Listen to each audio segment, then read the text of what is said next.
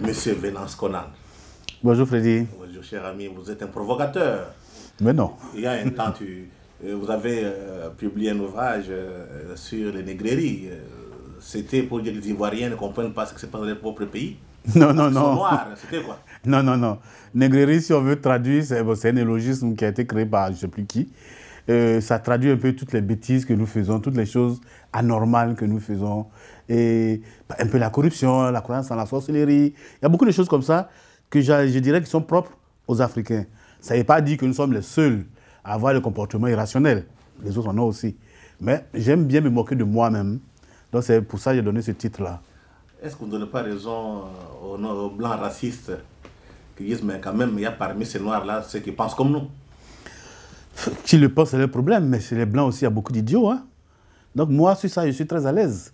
Moi, je décris l'état de ma société. Si quelqu'un veut s'en emparer pour faire du racisme, c'est son problème. Moi, ça ne me regarde pas. Moi, je vais améliorer ma société en la critiquant. Voilà. Oui, et les nouveaux livres que vous venez de publier, si les Noirs n'étaient pas capables de se tenir debout, laissez-les tomber. Tout ce que je vous demande, c'est de ne pas l'empêcher de se tenir debout. Est-ce qu'on peut comprendre pourquoi ce titre, en ce moment? D'abord, je voudrais expliquer que le titre, c'est une citation d'un Américain noir, du nom de Frederick Douglass. Il est né esclave, il a réussi à se libérer et il s'est éduqué. Et à la fin de sa vie, il est devenu un conférencier très, très réputé, un politicien très respecté dans les États-Unis du 19e siècle, ce qui n'était pas donné. Et c'est lui qui, lors d'un discours à Boston, a dit, c'est une longue phrase, mais j'extrais cette partie-là, où il dit, beaucoup de gens se demandent ce qu'on doit faire de nous. Surtout les abolitionnistes, ils demandent qu'est-ce qu'on doit faire avec les Noirs. Et je leur dis, d'abord, ne faites rien, parce que tout notre malheur vient de ce que vous avez fait de nous. Laissez-nous. Si nous ne sommes pas capables de nous tenir debout, laissez-nous tomber. Mais seulement, ce que je vous demande, c'est de ne pas nous empêcher de nous tenir debout. Et ça, je l'adresse à tous mes frères africains. Pour leur dire, battons-nous pour nous mettre debout, parce que ce n'est pas quelqu'un d'autre qui va le faire à notre place. C'est à nous de nous tenir debout. C'est à nous d'arrêter de croire que quelqu'un va venir nous développer. C'est à nous d'arrêter de tendre la main. Et de dire, oui, donnons-nous ceci, aidez-nous. Non, nous pouvons nous prendre en charge, parce que nous sommes aussi intelligents que les autres. On a le même cerveau. De plus, on a des ressources sur ce continent suffisantes pour nous nourrir et pour nous faire avancer. Mais dans le même temps, j'ai dit aux autres, attention, si on veut se mettre debout, ne nous empêchez pas de le faire. Parce que jusque-là, il y a eu beaucoup de tentatives de se mettre debout, c'est vrai, il faut le dire, et on nous a empêchés. Simplement parce que nous sommes dans un rapport où malheureusement nous sommes les vaincus de l'histoire, pour le moment.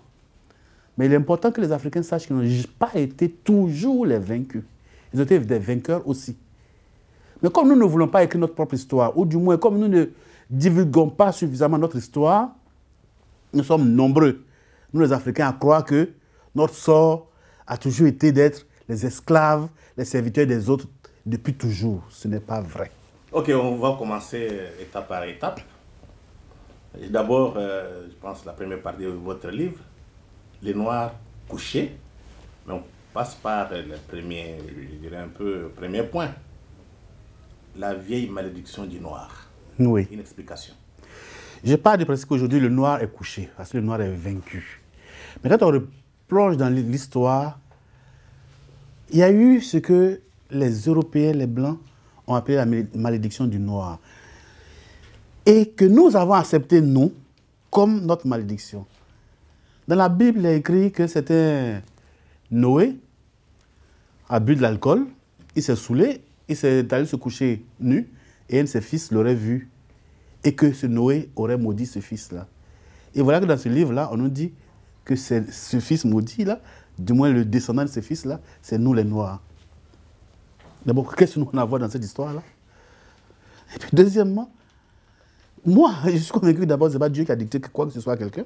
C'est des hommes qui ont écrit leur histoire en fonction de leur idéologie du moment. Donc nous sommes concernés en rien. Mais le drame, c'est que nous, Africains, on a intériorisé ça. Les Européens ont intériorisé ça, ils s'en sont servis pour nous esclavagiser, parce qu'ils avaient besoin de main-d'œuvre. À l'époque, il n'y avait pas les machines. Il fallait que quelqu'un fasse le gros travail pour quelqu'un d'autre. Et d'ailleurs, je commence mon livre dans le prologue en racontant l'histoire de l'Amérique. Comment les Européens ont conquis l'Amérique, comment ils ont massacré les Indiens, et après, ils ont eu besoin de main-d'œuvre, et c'est à ce moment qu'ils sont venus nous chercher en Afrique. C'est là que nous avons été vaincus, en se basant idéologiquement sur ce livre-là, qui est la Bible. Les Arabes aussi l'ont récupéré dans leur Coran. Et aussi, ils estimaient que nous sommes maudits, et ils nous ont esclavagisés aussi. Mais le drame, c'est que nous, Africains, on a accepté. Donc, vous voulez dire que c'est la faute aux Africains? Nous sommes fautifs aussi en acceptant. Ils sont fautifs, je n'ai pas dit que nous sommes les seuls responsables. C'est d'abord eux qui ont créé ça. Mais quand nous adhérons à ça, mais on ne fait qu'aggraver la chose. Il faut qu'on se libère spirituellement d'abord pour savoir que ça, c'est leur histoire à eux. Ok, on va arriver, mais la véritable histoire africaine, elle est où? Elle est là, elle est là. C'est à nous de la découvrir, elle est là sous nos yeux. Il y a eu des recherches qui ont été faites. Le plus célèbre des chercheurs, c'est Cheikh Anta Diop. Mais il n'y a pas eu que lui. Et beaucoup de chercheurs qui ont fait des recherches sur notre histoire, qui ont découvert des choses, mais pour qu'on a étouffé. Cheikh Anta Diop, Dieu sait ce qu'il a souffert pour faire valoir ses idées. Même à présent, il y a beaucoup de gens encore qui le combattent. Pas seulement les Européens, hein, mais parmi les Africains, il y a beaucoup qui le combattent. Parce qu'il y avait une idéologie qui a été mise en place. Il fallait exploiter l'Africain autant qu'on peut. Et pour pouvoir l'exploiter, pour pouvoir se donner une raison de le faire, il fallait en faire une espèce de sous-homme. Un esclave, qui est né esclave, qui a été maudit par Dieu. Donc ça justifie qu'on l'esclavagise. Donc évidemment, tous ceux qui combattent cette thèse-là, ils ne peuvent que le nier. Ils avaient suffisamment de force physique, force armée et idéologique pour combattre ça. Mais que répondez-vous? Parce que les gens disent que vous voyez un peu l'Égypte ancienne, on dit que c'est construit par des Noirs, il y a des pyramides. Mais comment expliquer que les gens qui avaient construit des pyramides, aujourd'hui vivent dans des taudis? Donc il y a une certaine contradiction. Mais l'histoire, c'est une évolution. Hein? C'est une évolution qui a ses allers-retours. Il y a eu des peuples qui ont vaincu, même très, très proches de nous. Mais remontons à l'Égypte ancienne. En lisant Cheikh Anta Diop et en visitant l'Égypte, ça saute à l'œil. Les traces noires sont là. Celui qui a envie de voir, il voit. Il voit l'Afrique, l'homme noir dans tout ce que les Égyptiens ont laissé. Ça a été l'histoire. Mais c'est une histoire qui date de 2000, 3000 ans. Aujourd'hui, vous qui avez construit les pyramides, parce qu'à un moment donné, vivez dans des taudis. Quand vous partez au village africain, à un moment donné, il n'y a pas match. Et lui, une époque où la population africaine n'était pas très, très étendue, c'était concentré dans cette région-là. Après, elle est descendue progressivement jusque dans les forêts et jusqu'ici. Et il a coupé avec le noyau, le foyer originel. Et il a coupé avec ce foyer là où il y avait la connaissance, la science. Et puis, l'Égypte a été vaincue aussi dans l'histoire. L'Égypte a été vaincue par les Grecs, ensuite il y a eu les Arabes, il y a eu toute une histoire. Et la population même a changé de couleur. Quand vous lisez les écrivains européens de l'époque, quand je dis de l'époque, 18e siècle, qui ont découvert Volney, entre autres, et quand ils découvraient l'Égypte, ils voyaient les traces des Noirs de façon visible. Mais après, on s'est ingénié à gommer toutes les traces des Noirs dans l'histoire de l'Égypte, à commencer par les Arabes. On a fait croire que les Noirs qu'on trouvait là-bas sont des esclaves qui avaient été déportés là-bas. Alors que ce n'est pas vrai. C'est les Noirs qui étaient là. C'est les descendants de ces anciens Égyptiens-là. Vous avez parlé de la vieille malédiction du Noir, mais il y a le troisième point, vous parlez de la nouvelle malédiction du Noir. Je suis parti de cette histoire-là, de cette vieille malédiction-là. Comment je peux dire ça? Il y a eu des penseurs tels que Montesquieu et autres qui ont popularisé cette histoire de la malédiction du Noir-là. Et tout le monde l'a accepté. Et au moment, dans le 18e ou 19e siècle, lorsqu'on découvrait l'Égypte, quand les Européens découvraient la culture égyptienne, Champollion, il a écrit lui-même. Il dit, mais je me rends compte que ceux qui ont bâti ça, c'est les Noirs. Mais à l'époque, les Noirs étaient déjà l'esclave des autres. Donc, personne en Europe ne pouvait accepter que le Noir ait été l'auteur de ces pyramides et de ces merveilles-là. On a combattu tout cela. Après, il y a eu l'esclavage, la colonisation, etc., etc., etc. On est aujourd'hui dans une nouvelle malédiction, ce que moi j'appelle la nouvelle malédiction, qui est celle de l'aide. Effectivement. Où on croit qu'on nous aide et nous pensons qu'on doit nous aider. Et le résultat est que nous sommes devenus de nouveaux esclaves. Mais vous êtes content quand on vous aide, non? Non, moi, je ne suis pas content. Et mon livre tend à dire ça. Arrêtons d'attendre que ce soit les autres qui nous aident. Parce qu'un homme qui est responsable, il cherche à s'assumer d'abord. C'est lorsqu'il n'y arrive pas qu'il demande l'aide aux autres. Parce que quand on vit en société, c'est pour s'entraider. Mais lorsque vous voulez que pour tout, ce soit les autres qui vous aident, ce n'est plus de l'aide. Vous vous infantilisez. Et j'ai commencé mon livre en racontant quelle histoire? L'histoire des WC que j'ai vu au bord du lac Aémé, au Bénin. Oui. 3, 4 malheureux WC faits en bois, en terre. Et je vois écrit dessus financement coopération française. Ici en Côte d'Ivoire, il y a 2 ans, je vois une banderole quelque part dans un village, construction de WC, financement Union européenne. Il dit pour construire des WC, nous ne sommes pas capables de faire ça. C'est que nous sommes tombés bien bas. Je veux bien que pour des choses compliquées, techniques et autres, on ait besoin de l'aide des autres. Mais pour construire quelque chose d'aussi basique que creuser un trou, l'entourer de murs ou de tôles pour aller faire ses besoins, on a besoin d'aller demander l'aide. Ça veut dire que nous sommes vraiment tombés dans une nouvelle malédiction. Donc vous dites que les Noirs restent toujours couchés. Il est couché maintenant, je dis il faut qu'il se lève maintenant. Mais comment va se tenir debout? Voilà, ça c'est la deuxième partie de mon livre. Exact. Parce que je dis, nous pouvons nous tenir debout. Il faut d'abord se libérer. Il faut se libérer sur plusieurs plans. Vous voulez dire qu'on prenne le christianisme, l'islam, qu'on jette dans la poubelle? Pour moi, ces 2 religions-là ont été à la base des malheurs des Africains. Explique-toi. Que nous dit d'abord la Bible? Je viens de le dire là. Que nous dit la Bible? Que nous sommes maudits. Un livre, une religion qui dit que moi je suis maudit, et vous voulez que moi j'y adhère? Et pourquoi je vais y adhérer? Elle m'exclut, moi, de l'humanité. Et vous voulez que moi j'y adhère? C'est pareil pour l'islam, qui m'exclut, moi, de l'humanité. Oh, moi, je sais que j'ai ma propre spiritualité qui m'a fait vivre, qui m'a fait bâtir ce dont on vient de parler.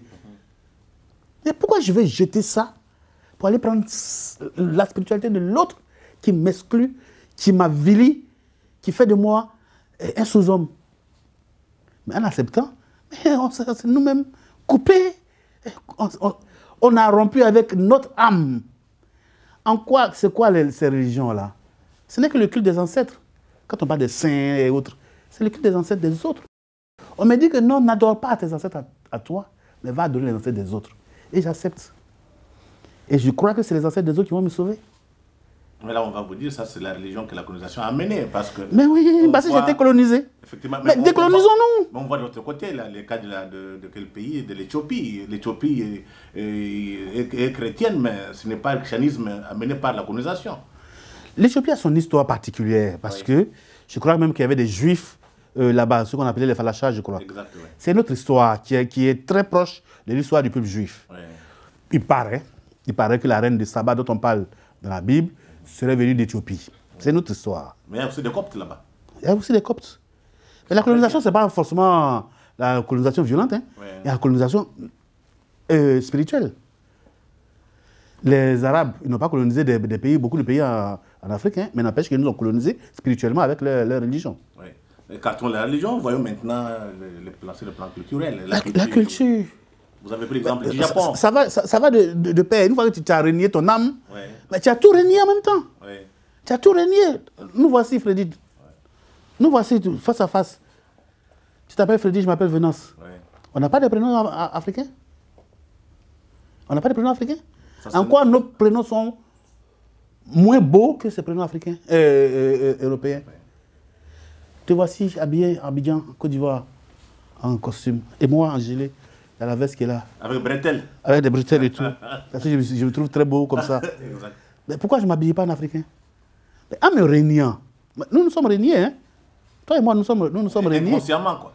Inconsciemment ou consciemment, nous sommes régnés. Je ne pense pas que vous allez encore revenir au niveau de Raffia. Qui a dit que le Raffia n'a pas évolué non plus? On ne le voit pas. Raffia a évolué. Alors, il y a eu des mélanges de cultures qui ont donné ce qu'on appelle les chemises. Il y a plusieurs chemises faites en Afrique. J'ai failli dire en africain. Il y a le façon d'Anfani qui est porté par nos frères burkinabés. Ouais. Mais nous-mêmes, on a plein de tenues qui n'ont rien à voir. Cela dit, on ne peut pas nier l'apport de la culture européenne, qu'elle soit venue par la force ou pas, il y a eu cet apport-là. On ne peut pas renier. Mais faisons un mixte. Ne rejetons pas totalement la nôtre pour prendre la leur. Et l'intelligence, c'est de pouvoir prendre ce qui est positif chez eux pour l'ajouter à notre culture. Tout en faisant évoluer notre culture, rien n'est figé. Les cultures des autres ont évolué aussi. C'est là où on dit, est-ce que c'est notre faute, mais la faute des autres? Parce que quand on regarde dans l'histoire, l'Occident qui nous a vaincus, qui nous a battus, nous a imposé sa culture. Mais il n'a pas fait la même chose au Japon ou bien en Corée du Sud. Quand vous partez chez les Coréens, chez les Japonais, ils ont gardé leur culture. Pourquoi ces gens n'ont fait que sur les Noirs? Parce que d'abord, les Japonais et les Coréens n'ont pas été vaincus par les Européens. Il y a eu des contacts entre eux. Ils n'ont pas été vaincus. Deuxièmement, ces Coréens et ces Japonais, lorsqu'ils ont découvert la culture et la technologie de l'Europe, ils ne se sont pas reniés. Ils ont pris ce qu'ils pouvaient prendre de cette culture-là, notamment la technologie, et ils ne se sont pas reniés. Mais pourquoi nous avons renié notre culture? C'est notre drame. Ah, mais ce n'est pas à cause de l'esclavage, parce que si... C'est vrai, on a été vaincus. Oui. Et notre défaite a été lourde. On nous a matraqué. On nous a lavé le cerveau. On nous a proprement lavé le cerveau. Au point où on estime, nous sommes d'accord pour dire que nous sommes vilains. Nous sommes d'accord pour dire que nous sommes maudits. Nous sommes d'accord pour dire que notre nez épaté, c'est pas joli. Nous sommes d'accord pour dire que notre couleur, c'est pas beau. Résultat, il y a certains Africains qui se défrisent les cheveux pour avoir les cheveux comme pour les Blancs, qui se décolorent la peau pour ressembler autant que possible aux Blancs, qui se changent la forme du nez. Et la forme la plus achevée, c'est Michael Jackson, le pauvre. Mais il y a beaucoup de nos frères africains, là, sur le continent. On ne va pas vous accuser d'être raciste, anti-blanc aujourd'hui. Mais non. Les venances qu'on acceptait dans des grands salons à Paris, qui a changé de discours. Ce que moi je peux, pour que je sois mieux accepté là-bas, il faut que moi je reste moi. Je ne demande pas du tout qu'on rompe avec qui que ce soit. Mais moi je veux aller vers les autres en étant moi. En étant venance, en étant Konan Kwasi, venance africain, avec ma culture africaine. Et c'est ce que je peux apporter au reste de l'humanité. Je pense que ma culture a suffisamment de richesses pour ensemencer aussi les autres cultures. Non, il ne faut pas que je renie ma culture. Parce qu'en me reniant, dès lors que toi-même tu te renies, pourquoi tu es étonné que les autres te renient? Pourquoi tu es étonné que les autres te méprisent si toi-même tu t'es renié? Tu dis ton nom n'est pas joli.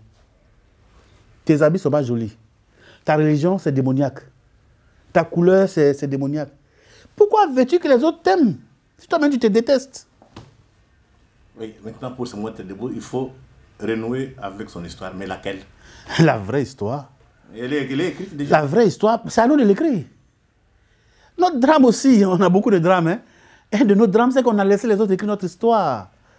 Mais dès lors que les autres t'ont vaincu et qu'ils écrivent ton histoire, tu crois qu'ils vont te donner la bonne place? Mais pourquoi on n'écrit pas notre histoire? C'est la question. C'est ça la question. Est-ce que vous ne voyez pas que le problème est devenu politique? Parce que les dirigeants qui sont à la tête des États africains sont beaucoup plus proches des Occidentaux qui ne veulent pas que les Africains connaissent l'histoire parce que quand on connaît l'histoire, on se libère.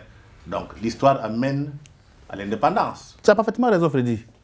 Elle est politique. Il faut que nos politiques changent de vision, qu'ils changent de visière, qu'ils comprennent que notre histoire, on doit la faire. Est-ce que vous connaissez beaucoup de recherches archéologiques en Afrique? Est-ce qu'on a creusé notre sous-sol pour savoir ce qu'il y a dedans? L'histoire souvent se trouve dans le sol. Hein? L'histoire se trouve dans le sol. Mais nous, jamais on l'a fait. On a laissé les autres écrire notre histoire. On a combattu ceux qui ont voulu écrire la vraie histoire. On a parlé de Cheikh Anta Diop, mais il y en a beaucoup d'autres. Il y en a beaucoup d'autres qui ont essayé. On a parlé des fameux 8 tomes de l'histoire africaine écrits par des historiens. Je crois que c'est l'UNESCO qui a financé ça. Mais est-ce qu'on a divulgué ça? D'abord, 8 hommes qui ont assez de moyens pour acheter 8 hommes de livres qui font ça. Il faut divulguer ça. Est-ce qu'on enseigne l'histoire de l'Afrique dans nos écoles pour que nos enfants connaissent cette histoire-là? Tu as parlé de politique, oui, l'histoire est politique. Mais ça va plus loin. Quand je vais dans mon pays, là, au plateau, qui est le quartier chic, vous allez là-bas, les rues portent encore le nom des colons. Les gens qui ont fait souffrir nos parents ici. Donc, vous voulez vous dire que la Côte d'Ivoire n'est pas encore décolonisée? Ah non, ça, je le dis de façon formelle et sans prendre de gants. Nous ne sommes pas du tout colonisés. Vous allez à Bassam, hier j'étais à Bassam, il y a un monument dressé à Béger. Béger, celui qui a colonisé la Côte d'Ivoire. Et si vous allez au cimetière du Père Lachaise, il y a un monument là-bas en l'honneur de Gustave Béger. Et c'est écrit dessus, Gustave Béger, qui est explorateur, qui découvrit la boucle du Niger et qui donna la Côte d'Ivoire à la France. La patrie reconnaissante. Il y a cette photo-là, je peux te montrer ça tout à l'heure. Mais les historiens, qu'est-ce qu'ils font? Qui se mettent au travail. Okay. Mais ils peuvent pouvoir le faire. Vous savez que l'école africaine est en crise. Comment arriver à changer cette histoire s'il n'est pas enseigné à l'école? Il faut la réforme de l'école. Il faut la réforme de l'école, ça va de soi. Il y a un passage, un chapitre de mon livre qui traite de la nécessité de réformer notre école pour l'adapter à nos besoins. Et parmi nos besoins, il y a l'histoire. Il y a l'histoire qu'on doit enseigner à nos enfants. À nous-mêmes d'abord, mais à nos enfants.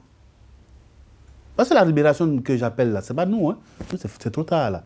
Mais c'est nos enfants qui doivent le faire. Et ce travail qu'ils doivent faire, c'est à l'école qu'on doit leur enseigner ça maintenant, qu'ils connaissent leur histoire, pour qu'ils ne soient pas perdus dans le Conseil des Nations. Qu'ils aillent envers les autres la tête haute. Que nos enfants n'aillent pas la tête baissée parce qu'on va leur rappeler tous les jours, tu es fils de l'esclavage, la colonisation. Quand on parle des Noirs aux États-Unis, en Europe, en France notamment, où on va le plus souvent, c'est toujours ramené à ça, à l'esclavage et la colonisation. Mais il n'y a pas que ça. Il faut que nos enfants apprennent à être fiers. L'Égypte pharaonique, c'était nous, Noirs. Mais il n'y a pas que ça. Mais il y a eu des grands empires qui ont été créés ici, chez vous au Congo, le royaume Congo. C'était un royaume très fort, très brillant. Il y a des Blancs dans le 15e, 16e siècle qui ont visité l'Afrique, qui ont témoigné de la splendeur de ces royaumes-là. Le Monomotapa, le Zimbabwe, l'Empire du Mali, etc. Il n'y a pas que l'Égypte, c'est vrai, c'est le plus emblématique, parce qu'il y a des pyramides et beaucoup de... Mais il y a eu des empires brillants, forts. Est-ce qu'on ne peut pas dire aujourd'hui, si les Noirs africains veulent s'en sortir, qu'ils essaient un peu de se référer au modèle nord-américain, parce qu'au moins eux, ils ont reconstitué leur mémoire, ce que l'Africain n'a pas fait. Faisons-le, ça c'est impératif. Qu'on reconstitue notre mémoire rapidement, avant qu'on la perde totalement. Et comment avoir foi en soi? C'est la clé de tout. Si tu n'as pas la foi en toi, tu ne pourras jamais avancer. Tu ne pourras jamais rien réussir. Que ce soit dans ton travail ou de ta vie de tous les jours, il faut croire en toi. L'Africain doit retrouver sa foi en lui-même. Et se dire que je ne suis pas inférieur aux autres. Nous sommes différents par la couleur, par une histoire, par une culture. Mais ça s'arrête là. Je ne peux jamais accepter qu'on me considère comme inférieur à qui que ce soit. Ça ne vous choque pas que le plus imbécile des Asiatiques, des Chinois, des Blancs te méprise parce que tu es simplement noir. Parfois, tu vois un clochard couché dans la rue, là, qui va t'insulter, sale nègre. Et puis, tu t'en vas, la queue entre les pattes. Non. Moi, je connais ma valeur. Je sais ce que je veux par rapport aux autres. Je ne peux pas accepter. Je veux qu'on discute. Je suis noir, j'en suis très heureux. Mais il faut encore arrêter ça. Ok. À la conclusion, j'ai sélectionné quelques phrases. Je préfère les lire et avoir un commentaire. Les Africains devront comprendre cela une bonne fois pour toutes. Le vaincu n'a jamais été dédommagé pour sa défaite. C'est le vainqueur qui sait toujours payer sur les vaincus. Commentaire. On est là, on attend. On nous a envoyé un esclavage en Amérique, dédommagez nous. On nous a colonisés, dédommagez nous. Personne ne nous dédommagera jamais. Donc on restera couché. C'est lorsque tu te lèveras et que tu auras suffisamment de force pour discuter avec l'autre face à face, là on pourra peut-être parler de ça. Mais quand tu es là tout le temps en train de tendre la main, aidez-moi, qui va te dédommager? Il te fait croire que ce qui te donne, les petites miettes qui te donnent pour te maintenir dans la dépendance, là, c'est une forme de dédommagement. Ce n'est pas vrai. Arrêtons. Deuxième phrase. Les pays que l'on respecte sont ceux qui sont forts, soit militairement, soit économiquement, soit technologiquement, soit les trois. Ça signifie que l'Afrique est toujours couchée. On est toujours couché, on a intérêt à se lever très vite.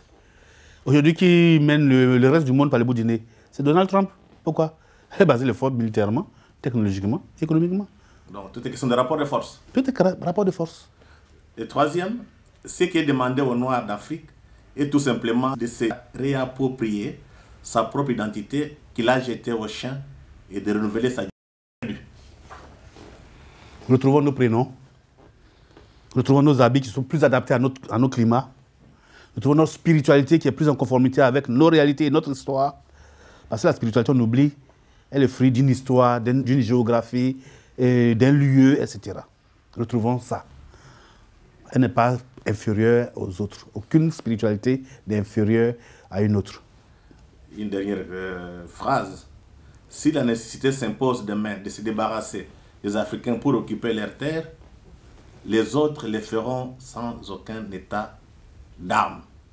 Ça signifie quoi? Aujourd'hui, le monde est face à tellement de défis que nous croyons que ce sont les autres qui vont venir régler nos défis à nous. On se trompe. Chacun se bat pour lui-même. Aujourd'hui, on a les défis de réchauffement climatique, la pollution, la surpopulation, etc., etc. On croit que c'est les autres qui vont venir régler nos problèmes à nous. Mais non, on n'a qu'à regarder l'histoire. Ils sont arrivés en Amérique, qu'est-ce qu'ils ont fait? Ils ont vu qu'il y avait des richesses là-bas. Ils ont massacré les gens qui étaient là pour prendre leurs richesses. Ils sont partis en Australie, ils ont fait ça. Ils sont venus en Afrique, ils l'ont fait. On ne nous a pas massacrés parce qu'on avait besoin de notre force. Ils avaient besoin de notre force brute. C'est ça qui nous a sauvés, sinon ils nous auraient massacrés. Mais là où ils ont pu massacrer et puis s'installer, ils l'ont fait. Ils sont installés en Afrique du Sud. Ils ont piqué, ils ont pris les terres des gens. Allez vous faire foutre. Excusez-moi du terme. Ils ont dit aux gens de là-bas, ils les ont massacrés. Donc demain, si la terre se réchauffe, s'il y a une surpopulation et qu'ils ont besoin de prendre nos terres, ils viendront les prendre sans aucune gêne. Déjà, ça a commencé, on ne se rend pas compte. Il y a des firmes américaines, coréennes, japonaises qui viennent acheter des milliers d'hectares chez nous en Afrique pour faire de l'agriculture. Vous croyez que c'est pour qui? C'est pour nous? Mais donc, non. vous ne croyez C'est pas pour eux. à ceux qui estiment que le XXe siècle sera pour l'Afrique? Si l'Afrique le veut, ça peut être son siècle. Mais ce n'est pas en restant couché en demandant l'aide aux autres que ce siècle sera le tien. Non. Prenons-en conscience dès maintenant. Prenons-en conscience, nous avons suffisamment de force, nous, dans notre cerveau. On a suffisamment de richesses dans nos terres, on a suffisamment de ressources. Comme je l'ai dit, adaptons l'école à nos besoins, simplement. Regardez, nous sommes au XXIe siècle aujourd'hui. Est-ce que vous trouvez normal que nos femmes passent toute leur journée à piler? Aucun ingénieur africain ne peut fabriquer une petite machine pour remplacer le muscle. Nous sommes au XXIe siècle. Nos parents paysans, ils sont toujours avec la daba et la machette. Aucun ingénieur africain ne peut fabriquer des petits tracteurs adaptés à nos réalités. Les Chinois l'ont fait. Donc, pourquoi on ne peut pas le faire aussi? En vous entendre parler, en lisant votre ouvrage, vous voulez dire qu'il faut une révolution culturelle. Culturelle, intellectuelle, spirituelle, tout. Tout. Donc, sans révolution, l'Afrique n'a pas d'avenir. Absolument. Cette révolution, ça vient... C'est chacun qui doit la faire dans sa tête. Et pour terminer, vous êtes pessimiste ou optimiste? Oh, je crois à la capacité de l'Afrique de rebondir. Nous avons traversé toute l'histoire avec les autres. Hein. Il semble que les premiers hommes sont partis de chez nous. Nous avons notre place dans l'histoire. Mais récupérons-la, cette place-là. Prenons notre place dans l'histoire. Quel est votre prochain livre? Ah non, il n'est pas encore... C'est des idées vagues. C'est peut-être une suite à celui-là, hein, parce que je me dis, il y a beaucoup de choses que j'aurais pu dire, que je sais pas, mais c'est encore flou. Là, je suis au début de la promotion de ce livre-là. J'attends de voir jusqu'où il ira. Pour le moment, l'accueil était très très bon. Et on continue. Tu t'es fait beaucoup d'argent au moins. Écoute, il n'a que 4 mois. Oui. C'est vrai qu'en France, ça marche. Ce sont des blancs qui n'achètent pas les noirs. Ah, j'en sais rien, non, ça je ne vais pas vous dire. J'ai les chiffres, mais je ne veux pas savoir qui achète. Mais quels chiffres donne un peu? Tu as peur que tu payes les impôts. Je n'ai pas encore touché les premiers droits d'auteur. Il n'a que 4 mois, ça marche plutôt bien. Mais je ne sais pas si c'est les blancs ou noirs. Il y a beaucoup de noirs en Europe. Hein. Moi, je parle de la France, où j'ai pu avoir des chiffres. Ici aussi, je connais les chiffres de vente. Ça va très bien. Les lecteurs sont aussi bien blancs que noirs. Hein. En tout cas, M. Venance, merci. Merci Freddy.